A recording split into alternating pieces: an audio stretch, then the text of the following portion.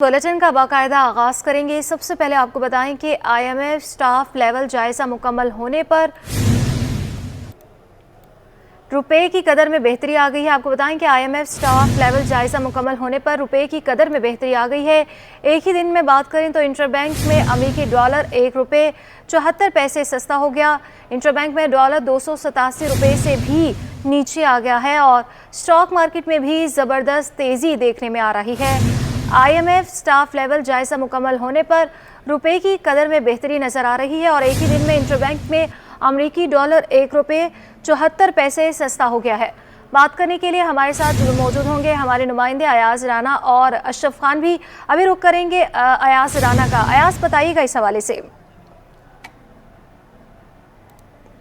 जी बिल्कुल, कारोबारी हफ्ते का चौथा रोज़ और एक सुबह से ही जो खबर जो रात को मिल गई थी कि पाकिस्तान के जो हैं वो आईएमएफ के साथ जो मुज़ाकरात हैं वो स्टाफ लेवल के वो कामयाब हो गए और 70 करोड़ डॉलर जो पाकिस्तान को मिलने हैं वो आइंदा आने वाले दिनों में यकीनन मिल जाएंगे। जिसके बाद आज सुबह हमने स्टॉक एक्सचेंज में देखा कि मार्केट ने एक और संग मील अबूर कर लिया। 57,000 की जो हद थी उसको क्रॉस करते हुए मार्केट जो है इस वक्त परफॉर्मेंस 450 से ज़ायद जो पॉइंट्स इस वक्त 100 इंडेक्स के ऊपर ट्रेड होते हुए हमको नजर आ रहे हैं। मार्केट में क्या और मजीद खबरें उसको जानने के लिए हमारे साथ इस वक्त अमीन यूसुफ मौजूद हैं जो कि साबिक डायरेक्टर हैं। अमीन साहब, एक और संग मील अबूर, नया रिकॉर्ड हाई बनाने के लिए आपकी स्टॉक एक्सचेंज तैयार, वही क्या खबर एक इतना टेकर डाउन कर रही है इसको मार्केट? ठीक है, आईएमएफ की खबर जो है वो मटेरियलाइज हो गया। 700 मिलियन आपको आ जाएंगे तो आपको रुपये पे जो है ना प्रेशर कम पड़ेगा, आपको रुपये अप्रिशिएट करेगा और लग रहा है करेंसी मार्केट में भी आज इंडिकेट हो रहा है कि रुपये आपका है ना अप्रिशिएट हुआ है। तो ये वजूहत है कि जब आप बेहतरी की तरफ जाते हैं तो ऑब्वियसली मार्केट परफॉर्म करती है और लग रहा है कि जैसे हमने पहले भी डिस्कस कर चुके हैं काफ़ी दफ़ा के इंटरेस्ट रेट तो पीक आउट हो चुके हैं, तो इंटरेस्ट रेट में भी कमी आ सकती है। प्लस आप ये जो मार्केट में मोमेंटम देख रहे हैं ना उसकी वजूहत ये कि जो फिक्स से पैसा यहाँ पे आ रहा है। देखिए आपके पास लोगों के पास एवेन्यूज़ नहीं है। पहले लोग डॉलर ले लेते, गोल्ड ले लेते, वहाँ से वो निकल गए, एग्जिट हो गया। अब एक स्टॉक मार्केट रह गई है जिनके पास जहाँ लिक्विडिटी होती है 2 दिन में आप अपनी चीज़ें लिक्विडेट कर सकते हैं। तो यही वजह है कि मोमेंटम बन रहा है, लोग आ रहे हैं। देखिए ज़्यादा पार्टिसिपेशन होती है तो प्राइस डिस्कवर भी ज़्यादा होती है, तो आप देख रहे हैं वॉल्यूम्स बढ़ने की वजूहत है कि रिटेल इन्वेस्टर वापस मार्केट में आ रहा है, तो अच्छी बात है। और प्लस है कि ये भी न्यूज़ आई थी एससीसीपीसी के भी आईपीओस पे भी काम हो रहा है, आईपीओस भी आएंगे, तो अच्छी चीज़ें हो रही हैं। देखिए जब बेहतरी होती है तो स्टॉक एक्सचेंज में सेंटिमेंट बेहतर, देखिए सेंटिमेंट भी पॉजिटिव है, पहले नेगेटिव सेंटिमेंट, तो सेंटिमेंट बहुत मैटर करता है कि लोगों को आगे चीज़ें अच्छी लग रही हैं और बेहतर लग रही हैं। और प्लस इलेक्शंस भी हो जाएंगे तो आप देखेंगे। और प्लस एक और चीज़ है जो ट्रिगर करेगा पोर्टफोलियो इन्वेस्टमेंट, वो भी आप देखें थोड़े थोड़े इन्फ्लोज आना शुरू होगा। अगर वो उसमें मोमेंटम बिल्ड हो जाता है तो मार्केट में और मोमेंटम अच्छा हो जाएगा। ओवरऑल आप एनालाइज करें मार्केट इंडेक्स बिल्कुल बढ़ा हुआ है, लेकिन आप देखें तो अगर प्राइस एडजस्टमेंट्स के साथ डिविडेंड्स के साथ तो नीचे है, और प्लस वो तो नीचे दिखाता है इंडेक्स तो 38,000 39,000 है। और प्लस अगर आप पूरे इंडेक्स में देखें तो 10-12 स्क्रिप्ट्स ही अगर देखें वो बड़ी हैं। पूरी मार्केट में अगर आप देखें अभी भी बहुत रूम है, कंपनीज में रिजल्ट्स बेहतर आ रहे हैं और परफॉर्म कर रहे हैं, तो चीज़ें अभी भी गुंजाइश है, चीज़ें लग रही हैं कि और बेहतर होंगी और ट्रिगर करेगा। देखिए आईएमएफ होने के बाद एक और चीज़ लोग नहीं देख रहे कि आपके बाकी बायलैटरल एजेंसी से आपको पैसा मिल जाएगा। और जो हम पहले प्रिडिक्ट कर रहे थे कि जो गैप है ना बहुत ज़्यादा था, वो गैप कम हो रहा है करंट अकाउंट डेफिसिट का, करेंसी का, आपके इनफ्लोज और आउटफ्लोज का, तो वो गैप भी आपको फिल होगा। अब आपकी रेमिटेंस अगर आ जाती है, एसआईएफसी में आपके पास फंड्स आ जाते हैं, इनफ्लोज आ जाते हैं, तो जो गैप है ना और नैरो हो जाएगा। तो फिर क्या होगा, फिर मसला नहीं होगा, लोगों को खर्चा दिए कि 2024 में पाकिस्तान अपनी पेमेंट कर सकेगा, रिस्केड्यूलिंग होंगे तो मुझे लगता है अब हो जाएंगे, क्योंकि आईएमएफ का जब आपके पास स्टैम्प लग गया है तो आपके लिए कोई ऐसी मसला नहीं है कि जो खबर नहीं है, ऐसी ख़राब खबर नहीं है कि अनलेस एक चीज़ है, अगर ऑयल की प्राइस से बढ़ जाती है इंटरनेशनल, वो हमें डिस्टर्ब कर सकता है। अदरवाइज ये मोमेंटम मुझे लग रहा है कंटिन्यू रहेगा। लेकिन देखिए मार्केट में करेक्शन भी आएगी, इन्वेस्टर को मोहतात तरीके से काम करना चाहिए, उन स्क्रिप्ट्स में काम करना चाहिए जिनमें डिविडेंड निकले और जिनमें अभी लग रहा है कि रूम है। ऐसे नहीं है एक प्राइस देखिए, एक लेवल होती है, एक प्राइस एक स्टॉक की आ जाती है ऑप्टिमम पॉइंट पे, उस लेवल पे नहीं ले, आप देख भाल के काम करें, तो इन्वेस्टर को भी कॉशियस अप्रोच अपनानी चाहिए, क्योंकि आप ऑल टाइम पे खड़े हुए हैं। लेकिन इस वक्त आईएमएफ ने एक जो है ना अपनी कंसर्न ज़्यादा किया, एक तो टैक्स नेट को बढ़ाने पे और दूसरा था कि आपकी फॉरेन डायरेक्ट इन्वेस्टमेंट जो एफईडी जो है उसका भी एक बड़ा मसला आने वाले दिनों में दिख रहा है। तो उसके ऊपर क्या लगता है कि वो एक यूएई से भी मुज़ाकरात हुए और रिफाइनरी सेक्टर के ऊपर बड़ा फोकस है, जितने बैरूनी मुल्क से इन्वेस्टमेंट आती है वो कहाँ तक पहुँची? देखिए वो एक चीज़ ट्रिगर करेगी जो आपने बोला ना एफडीआई, वो इसी में आएगी, एसआईएफसी के थ्रू आएगी, आपकी रिफाइनरी में इन्वेस्टमेंट्स लग रही है। क्योंकि देखिए रिफाइनरी के सेक्टर क्यों परफॉर्म कर रहा है, तो चीज़ें बेहतर लग रही है और फार्मूला भी चेंज हुआ है, तो उनके प्रॉफिट्स तो आगे बढ़ेंगे। ऑब्वियसली बढ़ने की वजह ये भी है कि फ्यूचर में इनके प्रॉफिट्स भी बढ़ेंगे। प्लस आप ये जो कह रहे हैं कि दूसरा आपका सवाल था कि जो चीज़ें हैं, क्या था सर दूसरा सवाल? टैक्स नेट, देखिए tax net is always there. IMF जब भी आता है बोलता है टैक्स नेट बढ़ाओ, हमेशा से हमारे पास यही आईएमएफ के सबसे मेरे ख्याल में प्राइमरी वो होगा क्राइटेरिया कि टैक्स नेट बढ़ाओ, क्योंकि टैक्स नेट हम बढ़ाते ही नहीं। हम क्या करते हैं, पॉलिटिकल गवर्नमेंट आती है कि इस लॉबी को फेवर दे, इस लॉबी को फेवर दे, ये नहीं होना चाहिए। मेरे ख्याल में हम जो भी गवर्नमेंट आए वो एक सेट कर ले प्रेसिडेंट्स कि हमें किसी को भी फेवर नहीं देना है, हमें अपने आप को भी फेवर नहीं देना है, और अक्रॉस द बोर्ड सब जगह टैक्स लगेगा। देखिए टैक्स नेट लगेगा, दूसरे अगर सेक्टर्स टैक्स देंगे तो एग्जिस्टिंग टैक्स सेक्टर है, कॉर्पोरेट टैक्स, स्टॉक एक्सचेंज में देखें वाहिद इदारा है जो डॉक्यूमेंटेड है, तो इसकी मिसाल है ना, तो उसको रेप्लिकेट करें ना, दूसरे इदारे ऐसे क्यों नहीं बन सकते। तो हम बोलते हैं कि खाली हमारे पास डॉक्यूमेंटेशन, इसी को हम अपनाएं और इसी को रेप्लिकेट करें। अमीन साहब ने बिल्कुल डिटेल में हमें ये बता दिया है कि इस वक्त जो आईएमएफ से मुज़ाकरात हुए हैं वो एक बहुत बड़ी खबर बन के, क्योंकि दूसरे फाइनेंशियल जितने इंस्टीट्यूट्स हैं वो आईएमएफ की तरफ देखते हैं और उसके बाद भी जो है मार्केट के अंदर अगर कहीं और से भी मजीद पेमेंट्स पाकिस्तान को मिलती हैं तो वो एक अच्छी खबर होगी। लेकिन आईएमएफ की तायद होना, आप हमारे साथ ही रहिएगा। अशरफ खान भी हमारे नुमाइंदे हमारे साथ मौजूद हैं। अशरफ खान, आप बताइएगा कि डॉलर की क्या सूरत हाल है? जी देखा जाए मुल्क की मईशत के लिए अच्छी खबरें आना शुरू हो गई, जैसे कि आईएमएफ का जो स्टाफ लेवल मुआहिदा चल रहा था यानी जायज़ा वो मुकम्मल हो गया है, जिसके बाद एलामिया जारी हुआ है और जिसमें साफ कहा गया कि पाकिस्तान ने तमाम अहदाफ जो है हासिल कर लिए। मुश्किल हालात के बावजूद पाकिस्तान ने गैस की कीमतों और बिजली की कीमतों में बर वक्त इजाफा किया है, जिसके मुस्बत नताइज हुए हैं कि जो जायज़ा था आईएमएफ का वो जल्द मुकम्मल हुआ है और कहा है कि अब बोर्ड की मंजूरी के बाद पाकिस्तान को $70 करोड़ मिल जाएंगे। इसके बाद माहिरीन ने कहा है कि आईएमएफ के जो बोर्ड की मंजूरी के बाद जो फंड्स मिलेंगे उसके बाद दीगर ममालिक भी पाकिस्तान को फंड्स देंगे, जिससे रुपए पर प्रेशर कम होगा। इन खबरों पर स्टॉक मार्केट के साथ साथ देखा जाए इंटरबैंक मार्केट में भी बेहतरी देखी गई है। डॉलर जो है सस्ता हो गया, ₹1.74 एक ही दिन में सस्ता हुआ है, ₹280 से भी नीचे आ गया। इंटरबैंक में डॉलर $286.40 पे ट्रेड कर रहा है। 16 अक्टूबर को हम बात करें तो इंटरबैंक में डॉलर ₹276 की सतह पे था और दरामदी जो बिल बढ़ा था और बैरूनी कर्ज की अदायगी थी उस पर डॉलर जो है ₹288 पे पहुंच गया था। आज देखा जा रहा है कि आईएमएफ की जो खबर आई है वो मुस्बत असरात डाल रही है, साथ ही ओपन मार्केट में भी डॉलर 50 पैसे कमी हुई है, ₹289 पर आ गया है। माहिरीन का कहना है कि जो जैसे आईएमएफ के बोर्ड की मंजूरी के बाद जो है ये फंड्स मिलेंगे, साथ ही दीगर जो है ज़र मुबादला आएंगे, जिससे ज़र मुबादला के ज़खायर में इजाफा होगा, जिससे रुपए की कदर मजीद बेहतरी होगी। साथ ही देखा जाए निगरां हुकूमत ने जो क्रैक डाउन किया था उसके भी मुस्बत असरात देखे गए। पेट्रोलियम मसनूआत की कीमतों में भी कमी हुई है, साथ ही अजनास की कीमतों में कमी हुई। तो माहिरीन ये देख रहे हैं आगे चलकर जो है, जैसे कि आईएमएफ ने भी कहा है कि महंगाई की रफ्तार कम होगी, जिसकी वजह से आगे देखा जा सकता है कि शरह सूद भी कम हो सकती है। इन मुमकिनात पर जो है स्टॉक मार्केट में भी तेजी देखी जा रही है। स्टॉक मार्केट भी 57,000 की बुलंद तरीन सतह से ऊपर ट्रेड कर रहा है। मुल्क की माशी सूरत हाल बेहतरी की तरफ गामजन है, ये कहा जा रहा है। और देखा जाए मुस्बत असरात देखे जा रहे हैं, जैसे रुपए की कदर में अब बेहतरी हो रही है, साथ ही स्टॉक मार्केट में बेहतरी देखी जा रही है। जी अच्छा अशरफ, बताइएगा, कहा जा रहा है कि जायजा मुकम्मल होने के बाद दीगर ममालिक से भी जल्द पाकिस्तान को फंड मिलेंगे, तो वो कौन से ममालिक हैं, उनका नाम बताइएगा।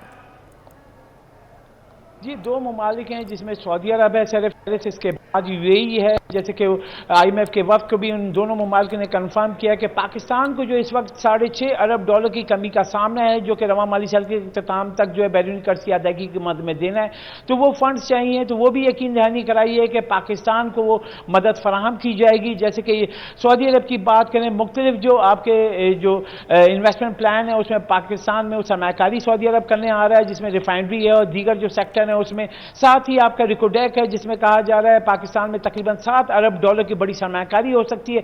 मरहलावार ये बड़ी सरमाकारी आएगी। मजमूई तौर पर कहा जा रहा है $25 अरब की जो है मजमूई तौर पर सरमाकारी होगी आगे आने वाले कई बरसों में, और जिसके मुस्बत असरात होंगे। और पाकिस्तान का मजमूई कर्जा अगर देखा जाए $125 अरब है, उसकी मद में जो सूद है उसकी मद में उस सूद की अदायगी भी करनी है, उसका दबाव है जिस पर रुपए की कदर में तेजी से उतार चढ़ाव देखा जा रहा है। लेकिन पाकिस्तान की जो फॉरेन फंडिंग मुकम्मल होती है, यानी कि दीगर दोस्त ममालिक से अगर फंड्स मिलते हैं तो रुपए पर प्रेशर भी कम होगा, करंट अकाउंट खसारे का जो प्रेशर है वो भी कम होगा। तवाज़ुन अदायगी है जो पाकिस्तान को बैरूनी अदायगी करनी है उसमें भी आसानी होगी। जैसे कि पाकिस्तान का देखा जाए जो एक्सपोर्ट्स है वो भी बेहतर हुई है, साथ ही आपकी तरसीलात ज़र में बेहतरी हुई है। माशी माहिरीन देख रहे हैं कि आगे चल के जो पाकिस्तान का शॉर्टफॉल है वो कम होता हुआ दिखाई दे रहा है, और साथ ही करंट अकाउंट खसारा है वो भी मुस्बत जोन में आ जाएगा। अच्छा अशरफ, बताइएगा, जैसे आईएमएफ से मुआहिदा हो जाएगा तो इसके बाद ये नजर आ रहा है कि डॉलर इससे भी मजीद सस्ता हो सकता है। जी यहाँ पे यही है कि क्रैकडाउन की वजह से जैसे कि हमने देखा था डॉलर 307 रुपए पे चला गया था, उसके बाद निगरान सेटअप ने बड़ा क्रैकडाउन किया और उस क्रैकडाउन के बाद जो है डॉलर जो मुसलसल गिरते हुए 275 रुपए तक गिर गया था। लेकिन उसके बाद देखा गया कि अक्टूबर में जो है दरामदी बिल जो है 5 अरब डॉलर के करीब पहुंच गई, जिसकी वजह से दरामदी बिल की तलब थी, जिस पर डॉलर एक बार फिर महंगा हो रहा था, यानी 276 से बढ़कर 288 रुपए पे पहुंच गया था और तकरीबन जो है 25-26 रोज में जो है 12 रुपए डॉलर महंगा हुआ था। लेकिन अब IMF की जो खबर आई है उसके बाद एक ही दिन में $2.25 रुपए जो है डॉलर सस्ता हो गया। अब इसको सस्टेनेबल करना होगा क्योंकि मार्केट में भी देखा जाए सरमायाकार भी और जो सनतकार भी कंसर्न शो करने के तेजी से रुपए की कदर में उतार चढ़ाव नहीं होना चाहिए, क्योंकि खाम माल जो खरीदते हैं या खाम माल दरामद करते हैं तो डॉलर की तेजी से उतार चढ़ाव पे उनका रेट निकालना मुश्किल हो जाता है, क्योंकि वो माल मंगाने के बाद बरामदी ऑर्डर मुकम्मल करते हैं और जिसकी वजह से उनका रेट जो है किस रेट पे निकालें मुश्किल हो जाती है। तो यहाँ भी कह रहे हैं जब तक रुपए की कदर में इस्तेहकाम नहीं होगा तो तब तक वो कारोबार आसानी से नहीं कर सकेंगे यहाँ। लेकिन यहाँ पे देखा जा रहा है कि जो इकदामात निगरान सेटअप ने किया है उसे आगे चलकर मुस्बत असरात होंगे और डॉलर फिर से सस्ता हो जाएगा। अच्छा अयाज, आप बताइएगा स्टॉक मार्केट के हवाले से चूंकि आप अपडेट कर रहे हैं तो बताइएगा कि कौन कौन से सेक्टर्स हैं जो इन्वेस्ट कर रहे हैं। देखिए इस वक्त जो स्टॉक मार्केट के अंदर जो सबसे ज़्यादा इस वक्त अगर देखा जाए तो हमने देखा कि IT सेक्टर भी परफॉर्म कर रहा है, सीमेंट सेक्टर के ऊपर भी परफॉर्मेंस देखी जा रही है, साथ साथ रिफाइनरी सेक्टर जो है वो आउट क्लास जो है पिछले कई दिनों से परफॉर्मेंस के साथ जो है वो नज़र आ रहा है, क्योंकि जो हुकूमत की जानिब से हमने देखा था कि एक रिफाइनरी के लिए जो पॉलिसी बयान सामने जो एक पॉलिसी बना दी गई थी उसको देखते हुए जब से मार्केट के अंदर जो है वो एक एतमाद बहाल हुआ था लोगों का, क्योंकि जो रिफाइनरी सेक्टर है उसके अंदर काफ़ी गुंजाइश बाकी है। और हम ये भी देखते हैं कि जितने बैरूनी मुल्क जो हैं, चाहे UAE हो, चाहे कतर हो, चाहे सऊदी अरब हो, वो यकीनन जो है उनकी इन्वेस्टमेंट और जो उनकी नज़रें होती हैं पाकिस्तान में इन्वेस्टमेंट करने के लिए वो रिफाइनरी सेक्टर्स के ऊपर ही वो लोग बात करते हैं। साथ साथ एनर्जी सेक्टर अगर बात की जाए तो उसके ऊपर बात की जाती है। तो यही एक ख़ास का जो फोकस दिया जा रहा है, क्योंकि हमने पिछले दिनों बहुत से जो ऑटोमोबाइल सेक्टर को देखा कि उनकी जो कार की सेल्स हैं वो भी इतनी ज़्यादा अच्छी नहीं रही थी, लेकिन क्योंकि वो महंगाई की शरह को देखते हुए बहुत से ऐसे सेक्टर्स हैं जो कि उसको डायरेक्टली इफेक्ट कर रहे थे। जहां हमने देखा ऑटोमोबाइल सेक्टर की बहुत सी ऐसी फैक्ट्रीज थी जिन्होंने अपनी प्रोडक्शन तक के जो है वो स्टॉक एक्सचेंज को लेटर्स लिखे थे कि उन्होंने 10-10 दिन तक अपने प्लांट को जो है वो बंद रखा था, लेकिन उसके बावजूद मार्केट की जो सब हम देख रहे हैं जो सेंटिमेंट्स हैं वो बिल्कुल पॉजिटिविटी जो है वो इन 2-3 ऐसे सेक्टर्स हैं जहां हमें देखा जा रहा है कि मार्केट एक परफॉर्म और उनको सहारा दे रही है। अगर जिसके अंदर IT सेक्टर एक ऐसा सेक्टर है जो कि काफ़ी इस वक्त जो है वो लोगों का ब्लू आई बना हुआ है और लोग IT सेक्टर के अंदर परफॉर्मेंस, और उसकी खबरें भी आती हैं कि बैरूनी मुल्क जो है वहाँ पे इसकी कंपनी की इनलिस्टिंग हो रही है, जिसकी वजह से मार्केट के अंदर उसके ऊपर भी जो है लोग परफॉर्मेंस करते हुए हमें नज़र आते हैं। साथ साथ मैंने पहले जैसे बताया जो स्टील सेक्टर अभी भी बाकी है, जिसके अंदर काम होना बाकी है, जो कि एक अच्छी परफॉर्मेंस हमने देखा है पिछले दिनों में जो है ये करता रहा है। लेकिन इस वक्त स्टील सेक्टर के ऊपर काफ़ी प्रेशर है, क्योंकि उसकी कीमतों के ऊपर जहाँ स्टील की कीमतें ऊपर नीचे होती हैं तो उसकी वजह से उसके ऊपर इफेक्ट पड़ता है। बाकी फूड एंड बेवरेजेस की अगर बात करें तो ये सेक्टर भी थोड़ा उसके अंदर कुछ ऐसी कंपनीज हैं जो परफॉर्म करती हुई हमें नज़र आ रही हैं। तो ये ओवरऑल सिनेरियो जो है वो बना हुआ है। मार्केट को जो सेंटिमेंट्स हमने देखे, मार्केट में अभी भी बहुत से ऐसे जो सेक्टर्स हैं जिनके अंदर परफॉर्मेंस बाकी है। बैंकिंग सेक्टर ने बहुत अच्छा आउट क्लास परफॉर्म किया, क्योंकि शरह सूद हमने देखा है कि वो 22% के ऊपर जा चुका है, जहाँ आने वाले दिनों में ये भी उम्मीद की जा रही है जिस तरीके से महंगाई की शरह नीचे आएगी, यकीनी तौर पे जो अभी स्टेट बैंक ने जो अपने T बिल्स और जो उसके अंदर जो अभी दिए हैं उसके ऊपर जो काम किया है उसके अंदर 1.5 से 2% की कमी की है, जो वाज़े इंडिकेशन है कि इस दफ़ा जब शरह अपना मॉनेटरी पॉलिसी का इजलास बुलाया जाएगा तो यकीनन मार्केट की जो उसकी शरह सूद है उसके अंदर 1.5 से 2% तक की गुंजाइश नज़र आ रही है। हो सकता है कि इससे ज़्यादा भी जो है वो उसकी कमी आ जाए। जैसे ही अगर ये खबर भी हमें कंफर्म हो जाती है कि अगर स्टेट बैंक को एक बयान दे दे और इसके ऊपर कोई अगर फौरी तौर पे अमल दरामद कर दिया जाए तो मार्केट के लिए ये भी एक अच्छी खबर होगी, और साथ साथ सरमायाकारों का भी एतमाद बहाल होगा। और जो इंडस्ट्रीज़ का जो सेक्टर है जो इस वक्त बहुत ज़्यादा मुतासर है, क्योंकि गैस और बिजली की कीमतों की वजह से जहां हमने देखा कि एक्सपोर्टर्स हजरात जो हैं वो इस वक्त परेशान नज़र आ रहे हैं आने वाले दिनों के अंदर, क्योंकि एक मौसम सरमा के अंदर ये एक बड़ा शॉर्टफॉल कहा जाता है, क्योंकि LNG RLNG की भी कीमतों का अभी तक तयन नहीं हो पाया और आने वाले दिनों के अंदर जब ये गैस आएगी किस कीमत में, क्योंकि पहले ही 100% का इजाफा जो है जनरल इंडस्ट्री पे कर दिया गया है, 84% का इजाफा जो है वो एक्सपोर्टर इंडस्ट्री के ऊपर गैस की कीमतों में गया है, तो वो भी एक तशवीश तो उसमें मौजूद है, जिसके बायस जो इंडस्ट्री का सेक्टर है वो इतना अच्छा परफॉर्मेंस तो नहीं कर रहा, लेकिन क्योंकि एक्सपोर्ट के जिनके ऑर्डर्स हैं वो तो ये कह रहे हैं कि हम इसको पूरा कर लेंगे, तो वो एक ओवरऑल जो इस वक्त मईशत को लेके निगरां हुकूमत को बड़ा इस दफ़ा जो है आज भी एमडी स्टॉक एक्सचेंज ने बहुत उनको खराज तहसीन पेश किया है। जो निगरां हुकूमत के इकदाम हैं वो काफ़ी खुश आइंद थे कि उससे कबल हम देख रहे थे कि मईशत इकदाम काफ़ी खुश आइंद है। 100 इंडेक्स मुल्क की तारीख में पहली बार 57,000 की सतह अबूर कर गया, जबकि इंटरबैंक में अमरीकी डॉलर ₹1.74 सस्ता हुआ है। अशरफ खान और अयाज राना हमारे नुमाइंदगान हमें अपडेट करे थे, आप दोनों का बहुत शुक्रिया।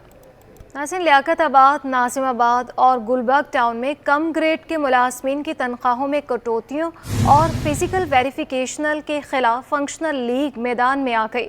लेबर विंग की जानिब से गुलबर्ग टाउन में एहतजाजी मुजाहरा किया जा रहा है। मज़ीद बताएंगे रिजवान अहमद। 5 में से 3 टाउन्स में निचले ग्रेड के मुलाजमीन से जुल्म और ज़्यादतियों के ख़िलाफ़ फंक्शनल लीग लेबर विंग का गुलबर्ग टाउन में एहतजाज जारी है। District central functional league labour wing के सदर जो हैं सैयद नजम रिजवी हमारे साथ मौजूद हैं, इनसे बात करते हैं। बहुत शुक्रिया नजम साहब, आप काफ़ी आवाज़ पहले भी उठा चुके हैं मुलाजमीन की तनख्वाहों की कटौती के हवाले से, उनके साथ जुल्म और ज़्यादतियों के हवाले से। क्या उसका कोई नतीजा बरामद नहीं हुआ जो आप दोबारा एहतजाज पर मजबूर हुए? देखिए रिजवान साहब, अब हो गई है बहुत, अब बर्दाश्त से बाहर हो गई है। अब हम जो है ना मकसद चेयरमैनों से हम अपील कर रहे हैं। अब निगरां वज़ीर बल्दियात से मैं अपील करता हूं कि इस मामलात को फौरी तौर पे देखा जाए और इसके ऊपर जो है एक कमेटी बनाई जाए, जितनी जल्दी कमेटी बनाए, क्योंकि यहाँ पे वही राज चल रहा है जो पहले चल रहा था। वही करप्ट अफसरान को जो है आज भी पहले माजी में रखा गया और आज भी जो है उसी अफसरानों को लेके आके जो है वो यूज़ किया जा रहा है, यूज़ कर रहे हैं। और जो नीचे सतह के जो वर्कर हैं उनकी सैलरियों में कटौती चल रही है, मुसलसल चल रही है। हम आगाही कर रहे हैं, चेयरमैन वाइस चेयरमैनों को बता रहे हैं जो फोकल हैं जमात की तरफ से। ये बताइए कि अब आप एहतजाज पर भी बाकायदा तौर पर आ गए हैं, क्या इंतज़ामिया की जानिब से आपसे कोई रब्ता किया गया, कोई दादरसी का मामला आगे बढ़ा? देखिए अब तो हमें जो है वो कोई वो नहीं है, हमने हर चीज़ जो है वो चेयरमैन और वाइस चेयरमैनों के सामने रख दी है। और ख़ास तौर पे ये 3 टाउनों में ज़्यादा मसले चल रहे हैं, एक गुलबर्ग टाउन, एक नाज़िमाबाद टाउन, एक लियाकताबाद टाउन। बिल्कुल, कहा यह जा रहा है कि 3 टाउन में जो छोटे ग्रेड के मुलाजमीन हैं उनको कुर्बानी का बकरा बनाया जा रहा है और इसके साथ साथ वो अफसरान जो माजी में और हालिया दिनों में भी मुख्तलिफ इंक्वायरीज़ का सामना कर रहे हैं, ओहदों पर काबिज़ हैं और वो अपने जो मफादात हैं उसके तहफ़्फ़ुज़ के लिए इन रेगुलर मुलाजमीन को जो है वो कुर्बानी का बकरा बना रहे हैं। इस सिलसिले को ख़त्म कराने के लिए बाकायदा निगरां वज़ीर बल्दियात से फंक्शनल लीग की जानिब, लेबर विंग की जानिब से जो है मुतालबा किया जा रहा है कि गैर जानिबदाराना इंक्वायरी इनको इंसाफ फराम किया जाए। जी, सनतकारों ने गैस की कीमतों में इजाफे को मुस्तरद कर दिया। Chief executive trade development authority Zubair Motiwala ने फैसले पर नजरसानी का मुतालबा किया। कहा कि गैस के रेखों में इजाफे को इंडस्ट्री बर्दाश्त नहीं कर सकती। काविश मेमन से तफसीलात जानते हैं। तो देखें, मकामी इंडस्ट्री का सर्वाइवल मुश्किल से मुश्किल तर होता जा रहा है। पहले हमने देखा कि बिजली के नरखों में इजाफा किया गया और अब हालिया दिनों गैस की कीमतों में होशरुबा इजाफा कर दिया है। मकामी इंडस्ट्री के लिए सर्वाइवल किस तरह मुश्किल हो चुका है, इस वक्त मेरे साथ मौजूद है चेयरमैन टी-डैप पे जुबैर मोतीवाला, उनसे बात करते हैं। देखिए, जो इतना इजाफा जो है वो भी इस वक्त तो पोजीशन नहीं है कि जो आपकी जो इंडस्ट्री वो उसको अब्जॉर्ब कर सके। कम से कम कराची की इंडस्ट्री को तो ये बहुत बड़ा मसला है और इसलिए कि हमारे पास कोई और ऑल्टरनेट फ्यूल नहीं है, ना हमारे पास जगह है, ना हमारी इंडस्ट्री ट्यून्ड अप है। तो उसको जो है ना, अगर अब इस वक्त अगर इतना 130% के करीब कैप्टिव पे बढ़ाया और 100% से ज़्यादा बॉयलर गैस पे बढ़ाया है, तो ये बहुत ज़्यादा इजाफा है दोनों में। इसको जो है ना, मेरा ख्याल है कि नज़रसानी होनी चाहिए। आला से आला हुकाम तक ये बात करते हैं और इसके बारे में भी सबसे बात की है। कोई ऐसा नहीं है जिसके साथ हमने बात नहीं की हो और हम अपनी पूरी कोशिश करें। लेकिन हुकूमत जो है ना, वो भी प्रॉब्लम ये है कि हमने IMF से भी एग्रीमेंट करना है, फिर आपका जो आपका सर्कुलर डेट है उसको भी एड्रेस करना है। इन तमाम चीज़ों को एड्रेस करने के लिए जो है हुकूमत ही काम करती है। लेकिन ये देखना भी, ये इंडस्ट्री इसको अब्जॉर्ब कर पाएगी कि नहीं पाएगी, ये हमारी इल्तिजा। बिल्कुल, देखें इस वक्त मेरे साथ मौजूद है चेयरमैन टी-डैप जुबैर मोतीवाला। उन्होंने कहा है कि एक जानिब जहां सनतकारों को महंगी बिजली और गैस के हवाले से मुश्किलात का सामना है, तो वहीं वो ये कह रहे हैं कि हुकूमत भी इस वक्त सर्वाइवल की जंग लड़ रही है, क्योंकि IMF के साथ एग्रीमेंट है। तो IMF की कड़ी शराइत है गैस और बिजली के नरकों में इजाफा किया जाए। जी, अभी आपको बराह रास्त लिए चलेंगे। मेयर कराची बैरिस्टर मुर्तज़ा वहाब तकरीब से खिताब कर रहे हैं। मैं इस बात को एम्फेसाइज करना चाहूँगा, 106 की 106 सड़कों को सोलर लाइटों पर कन्वर्ट करके हम काम स्टार्ट करने वाले हैं। मैं पुरुमीद हूँ इंशाअल्लाह कि दिसंबर के महीने में उसका प्रोक्योरमेंट प्रोसेस स्टार्ट हो जाएगा और फरवरी मार्च तक इंशाअल्लाह ऑन ग्राउंड उसका काम स्टार्ट कर देंगे, जिससे जो लोड शेडिंग के मसाइल हैं कि अभी जो होता है ना कि कहीं भी आप स्ट्रीट लाइट बंद देखते हैं तो अफसर कहते हैं कि सर वो के इलेक्ट्रिक की लोड शेडिंग है या सर कोई तार चोरी हो गया। हमारे चर्सी माशाल्लाह खुद कफील है इस काम में, तो अब हम उसको सोलर पे करने जा रहे हैं, तो उससे वो जो लोड शेडिंग का मसला था वो भी ख़त्म, तार चोरी होने का मसला था वो भी ख़त्म। तो इंशाअल्लाह वो जो रोशनियों का आगाज़ है, कुछ काम तो हमने कर दिया है, कुछ काम कर रहे हैं और इंशाअल्लाह फरवरी मार्च ऑनवर्ड ये जो काम होने जाएगा एक विजिबल डिफरेंस कराची वालों के सामने नजर आएगा। आइंदा चंद रोज़ में इंशाअल्लाह मैं डिस्ट्रिक्ट ईस्ट का रुख करूंगा और एक देरीना मसला वहाँ पे स्टॉर्म वाटर ड्रेन का था, उसका काम का आगाज़ बाज़ाब्ता तौर पर कर दिया जाएगा। डिस्ट्रिक्ट साउथ में नहर ख़याम के साथ एक स्टॉर्म वाटर ड्रेन के ऊपर काम करना था, उसका भी हमने बजट करा लिया है, प्रोक्योरमेंट कर लिया, इंशाल्लाह उसके ऊपर भी काम का आगाज़ कर दिया जाएगा। आइंदा 10 रोज़ में इंशाल्लाह मैं पुरुमीद हूँ कि साइड की जो 32 नई सड़कें हमने बनाई हैं उसकी अब हम इफ्तिताह का प्रोसेस स्टार्ट कर देंगे। ज़िला किमाड़ी के अंदर शेरशाह रोड इंशाल्लाह मुकम्मल होने जा रही है। लियारी के अंदर जो हमारी टैनरी रोड थी, हमने फैसला किया है टैनरी रोड का नाम तब्दील करने का, हम जस्टिस दोराब पटेल के नाम पर उस रोड को मंसूब कर रहे हैं और इंशाल्लाह आइंदा 10 से 12 रोज़ में उसका काम भी मुकम्मल हो जाएगा और मुकम्मल होने के बाद आवाम के लिए उसको खोल दिया जाएगा। मलीर के अंदर कुछ हमारे सड़कों के प्रोजेक्ट्स हैं, वो इंशाल्लाह बिल्कुल आखिरी फेज़ के अंदर है, उनको कंप्लीट करके पब्लिक के लिए खोलेंगे। आइंदा 10 से 12 रोज़ में मलीर के अंदर लांडी शेरपाव कॉलोनी के अंदर 20 एकड़ पर मुहित स्टार ग्राउंड, उसको भी काम बिल्कुल फाइनल स्टेजेस पे, वो टचिंग टुचिंग हो रही है उसकी, उसके बाद उसको भी खोल दिया जाएगा। तो इंशाअल्लाह कराची भर में ये जो इंफ्रास्ट्रक्चर की बेहतरी का काम है ये जारी व सारी है, खिदमत का जो काम है ये जारी व सारी है और ये कोई तोहफा पीपल्स पार्टी नहीं दे रही। मैं बार बार एम्फेसाइज करूंगा, ये हमारी जिम्मेदारी है, ये अवाम का हक है और उस हक को डिलीवर पाकिस्तान पीपल्स पार्टी करी है, बिलावल भुट्टो जरदारी साहब की सियासी जमात करी और इंशाअल्लाह बेहतरी का सफ़र इसी तरीके से शहर कायद में जारी व सारी रहेगा। अल्लाह ताला हम सबको तौफीक दे कि शहर की खिदमत कर सकें, इस शहर की आवाम की खिदमत कर सकें, इस उम्मीद के साथ कि आने वाला वक्त इस शहर के लिए ऐसे ही सरसब्ज़ व शादाब हो, बेहतर हो। पाकिस्तान जिंदाबाद। ऐसे ही पूछ लें यार।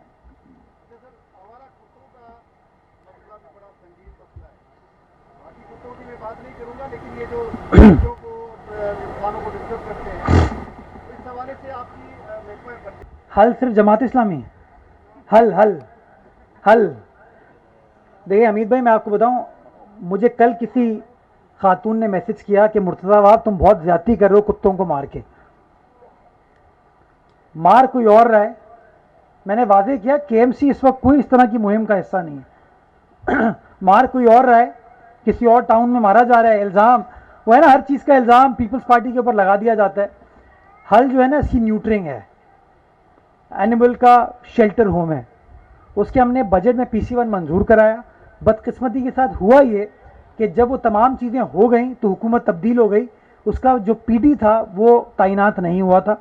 मैंने निगरान वज़ीर आला से रिक्वेस्ट की, PD इस वक्त तैनात हो चुका है, उसकी जो फाइनेंशियल डिसबर्समेंट है वो फाइनेंस डिपार्टमेंट से इस वक्त होनी है। जैसी डिसबर्समेंट हो जाएगी काम स्टार्ट कर दिया जाएगा। 2 जगहों को हमने आइडेंटिफाई कर ली है, मैं इसको प्रायोरिटी पे इंशाल्लाह करना चाहूँगा। मैं इस बात से इत्तफाक करता हूँ कि इन कुत्तों को आवारा हों या जो भी हों, मारना इलाज नहीं है। मैं तो एनिमल राइट्स में बिलीव करता हूँ, ह्यूमन राइट्स में भी बिलीव करता हूँ, लोगों के इकोनॉमिक राइट्स में भी बिलीव करता हूँ। तो इंशाल्लाह ये इलाज नहीं है, कोशिश करेंगे कि जो मुहज़्ज़ब तरीक़ाकार है न्यूट्रिंग वाला उसको आगे लेकर चलें। पैसे हमारे पास कुछ अवेलेबल और इंशाल्लाह बेहतरी आप इसमें देखेंगे। जी, ये बड़ी आपने इंपॉर्टेंट बात की है। हम काम भी करते हैं, गालियाँ भी खाते हैं, अल्हम्दुलिल्लाह। हमने जब ये जौहर का काम स्टार्ट किया तो लोगों ने कहा यार कंटोनमेंट बोर्ड में आप क्यों खर्चा कर रहे हैं, वहाँ से टैक्स तो कंटोनमेंट बोर्ड को मिलता है। लेकिन हमने कहा नहीं भाई, इलाके में कराची के शहरी बसते हैं, लोगों की खिदमत करना हमारी जिम्मेदारी है। हमने वहाँ पे पहलवान गोड का नाला बनाया, ज़िया मोइनुद्दीन फ्लाईओवर बनाया और अब उसका हमने फ़लस्तीन अंडरपास बना दिया, पब्लिक के लिए खोल दिया। अब जो तनकीद करने वाले थे उन्होंने कहा यार आपने ये तो बना दिया, सर्विस लेन स्लिप लेन्स नहीं बनाई, एरिया किसी और का है। टैक्स कोई और लेता है। हमने उसकी सर्विस लेन भी बनाई, स्लिप लेन भी बनाई, आप उस वक्त उसके ऊपर काम होता हुआ देख रहे हैं। अभी 3 दिन पहले मुझे किसी ने तनकीद की कि सर उसकी स्ट्रीट लाइट्स बंद है। अब अगर स्ट्रीट लाइट्स भी मुझे मेंटेन करनी है तो फिर फैसला कर लें कि वो कंट्रोल बोर्ड वहाँ पे होना चाहिए नहीं होना चाहिए। ये फैसला होने की ज़रूरत है। मैं बार बार जब भी कंटोनमेंट इंतज़ामिया से बात करता हूँ मैं कहता हूँ यार टैक्स आप लोग लेते हो, जिम्मेदारी हमारे ऊपर आयद हो जाती है। जो बॉटलनेक की आप निशानदेही कर रहे हैं ना वो भी कंटोनमेंट एरिया है। अब दिक्कत मेरी ये है कि स्ट्रीट लाइट का बिल मुझसे लेना है, स्ट्रीट लाइट मुझे लगानी है, ब्रिज मुझे बनाना है, अंडरपास मुझे बनाना है, गालियाँ मुझे खानी है। गुलिस्तानी जौहर पे वो पत्थर डाल के होटल वाले बैठे हुए हैं, वो एंटी इंक्रोचमेंट का जो फंक्शन है वो उनको करना है। जो शख्स गुजरता है वो कहता है मुर्तज़ा साहब ने पैसे खाए, मसरूर एहसन ने पैसे खाए तभी तो वो वहाँ पे ठेला लगा हुआ है। वो हमारा नहीं है, वो कंटोनमेंट एरिया। ये दिक्कत है हमारी अनफॉर्चुनेटली। मैं कोशिश कर रहा हूँ उनके साथ कोई ना कोई वाया मीडिया तय कर लिया जाए। अभी आप वो शारे फैसल से गुजरेंगे ना, मुनव्वर सुरवर्दी अंडरपास है, उसको हमने बनाया, उसको मेंटेन भी हम करते हैं। बोर्ड अपना लगा दिया आके उन्होंने, स्ट्रीट लाइट्स उसकी बंद है। तो ये मैं जब क़यादत से सीनियर लेवल पर बात करता हूँ तो वो सब सपोर्ट करते हैं, कहते हैं बिल्कुल जी ये आपकी बात सही है। लेकिन जो कंटोनमेंट बोर्ड के निचले लेवल पे लोग हैं ना, शायद उनका मूड नहीं है इन मामलात को रिजॉल्व करने का। मैं कोशिश करूँगा, आपका बात बिल्कुल दुरुस्त है कि जहाँ हमने ट्रैफिक कंजेशन के वहाँ मसाइल हल कर लिए, ये जो मिलेनियम मॉल वाला कोना है इसको भी एड्रेस करने की ज़रूरत है। आई होप वो हमारे साथ कोऑपरेट करें। जो काम करने की ज़रूरत है इंशाल्लाह मिलकर हम करेंगे।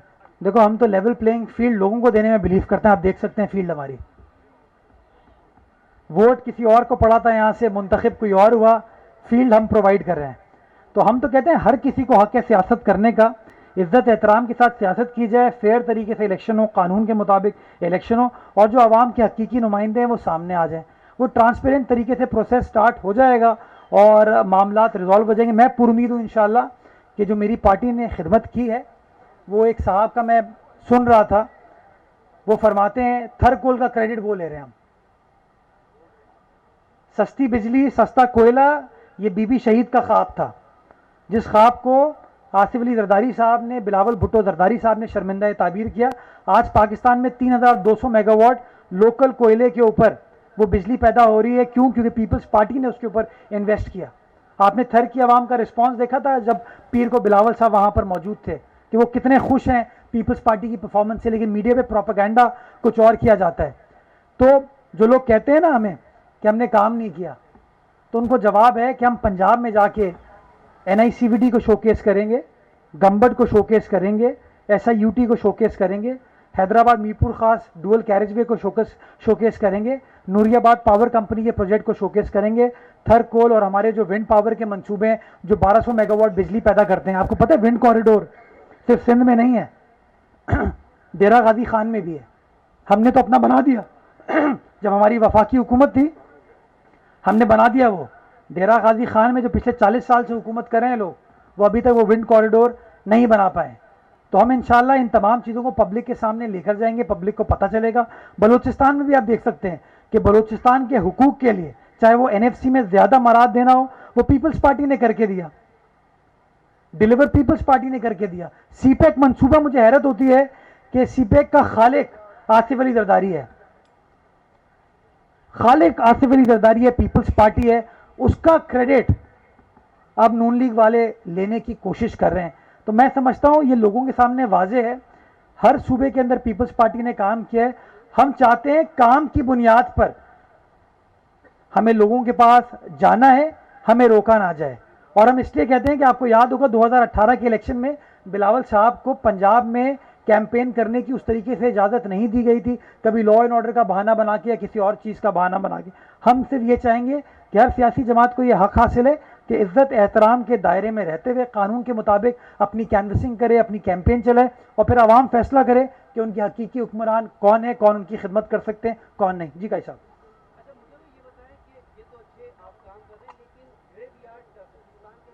मेयर कराची बैरिस्टर मुर्तज़ा वहाब इस वक्त तकरीब से खिताब कर रहे हैं।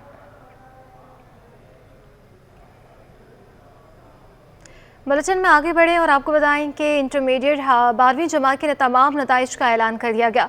CT21 ने सिफर कारकर्दगी दिखाने वाले कॉलेजेस की फहरिस्त हासिल की है। कॉमर्स रेगुलर में 8, साइंस जनरल में 10 और प्री मेडिकल में 19 और प्री इंजीनियरिंग में 37 सरकारी और निजी कॉलेजेस की कारकर्दगी सिफर करार रही है। इस हवाले से मज़ीद तफसीलात जानेंगे हमारे नुमाइंदे सैयद ज़ुबैर राशिद से।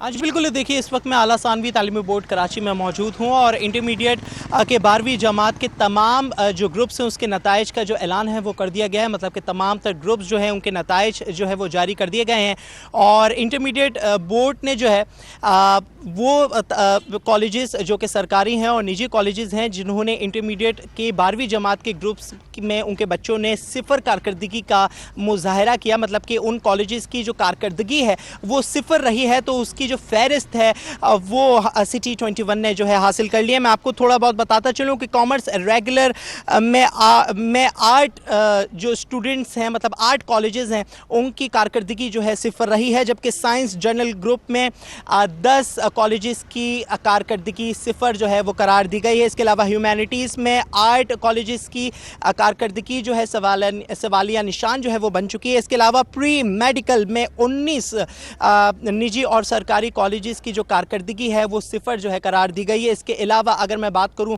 प्री इंजीनियरिंग की, तो 37 कॉलेजेस जो हैं वो बताए जा रहे हैं निजी और सरकारी, जिनकी कारकर्दगी जो है वो सिफर रही है। मुख्तलिफ कॉलेजेस हैं जिसमें गाजी फाउंडेशन है, इसके अलावा ज़ियाउद्दीन कॉलेज है वो भी शामिल है और गवर्नमेंट बेशुमार कॉलेजेस ऐसे शामिल हैं जो कि औरंगी टाउन में हैं और लांडी में है। मुख्तलिफ प्राइवेट कॉलेजेस भी इसमें शामिल है। इसके अलावा मैं आपको ये भी बताऊं कि बोर्ड, इंटरमीडिएट बोर्ड का ये कहना है, जो हमारी हुकाम से बात हुई तो उन्होंने कहा जो प्राइवेट जो कॉलेजेस हैं जिन्होंने सिफर कारकर्दगी का मुजाहरा किया तो उनकी एफिलिएशन जो है वो कैंसिल कर दी जाएगी। इसके अलावा जो सरकारी कॉलेजेस हैं उससे मुतल्लिक भी कुछ अहम फैसले जो है वो मुतवक्के हैं। हो सकता है कि उनकी जो एफिलिएशन है उस पर भी कुछ काम किया जाए। ताहम इंटरमीडिएट बोर्ड के तमाम ग्रुप्स के नताइज का ऐलान जो है वो कर दिया गया था और जो सिफर कारकर्दगी दिखाने में सबसे ज़्यादा जो कॉलेजेस की जो गिनती हमें देखने को नज़र आई है तो वो प्री इंजीनियरिंग और है। जी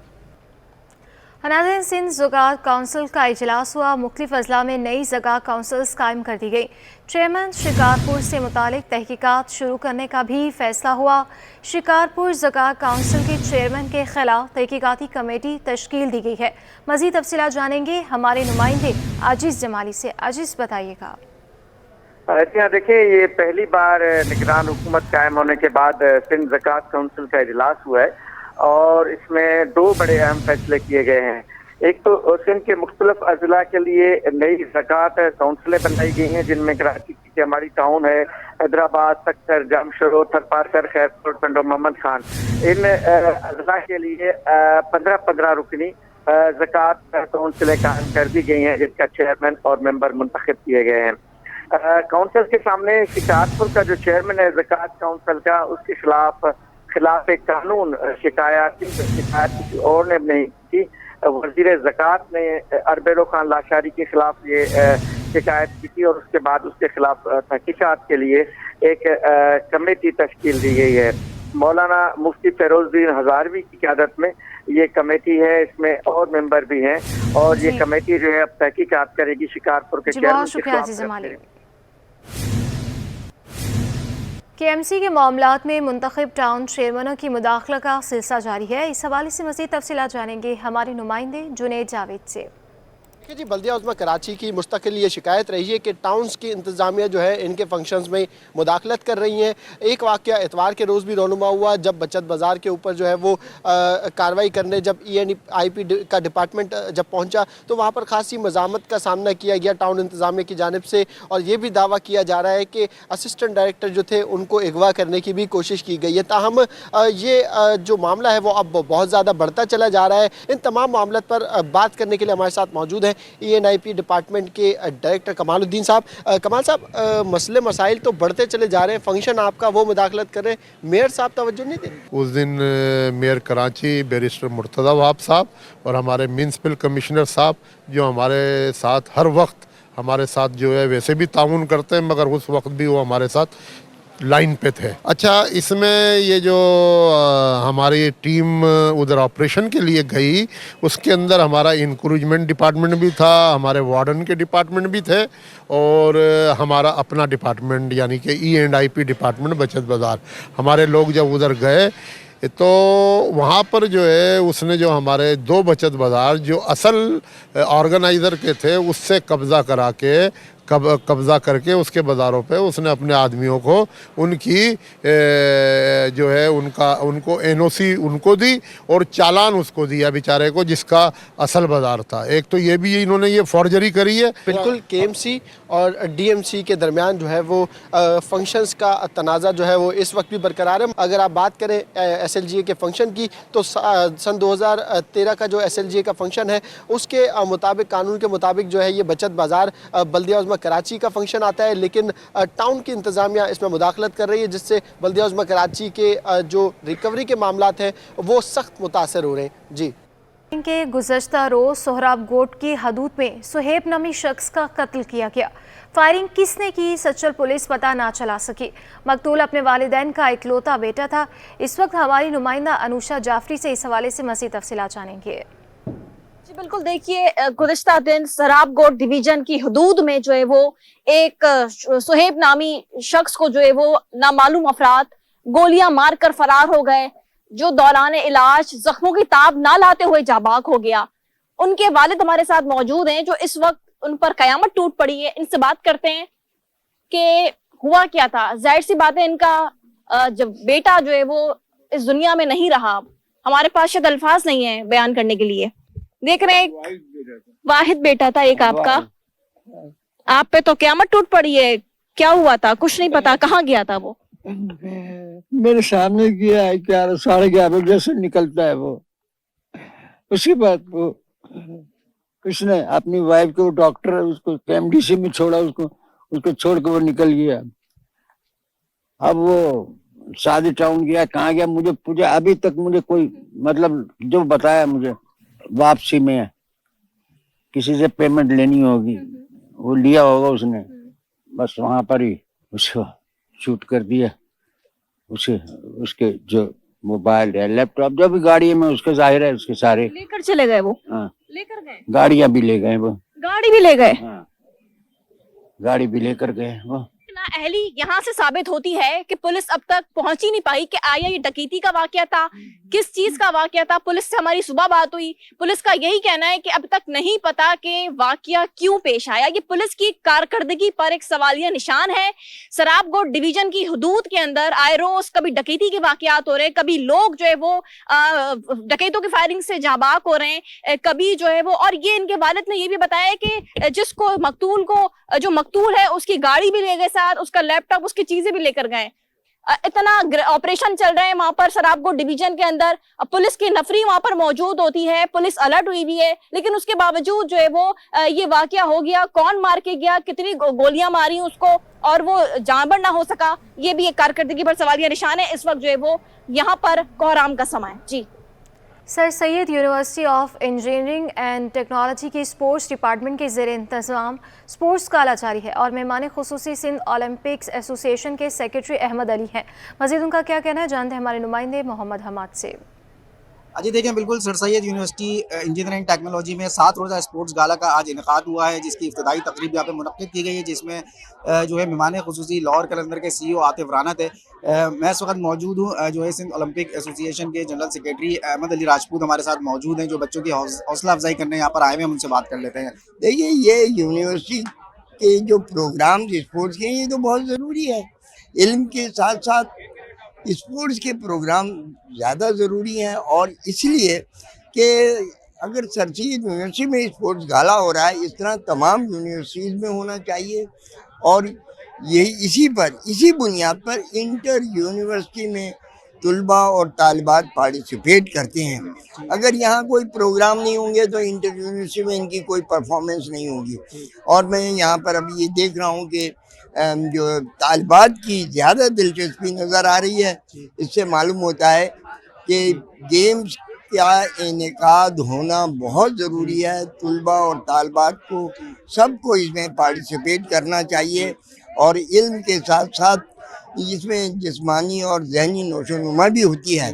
तो मैं ये समझता हूँ कि सर सैयद यूनिवर्सिटी ने आज जो स्पोर्ट्स गाला का इफ्तिताह करवाया है और गेम ऑर्गेनाइज किए हैं, और मुझे उम्मीद है कि इंशाल्लाह इंटर यूनिवर्सिटी जो सिंध की यूनिवर्सिटीज़ में इनकी जो है पोजीशन अच्छी आएगी स्पोर्ट्स में। Thank you. ये हमारे साथ मौजूद थे अली अहमद राजपूत, जो कि सिंध ओलंपिक एसोसिएशन के जनरल सेक्रेटरी हैं। इनका ये कहना है कि जो है ग्रास रूट लेवल पे स्कूल, कॉलेज, यूनिवर्सिटी में जो है खेलों के मुकाबले बहुत ज़रूरी है और यहीं से जो है टैलेंट निकल के सामने आता है। जी। और इसके साथ ही न्यूज़ स्टूडियो से फिलवक्त के लिए इतना ही।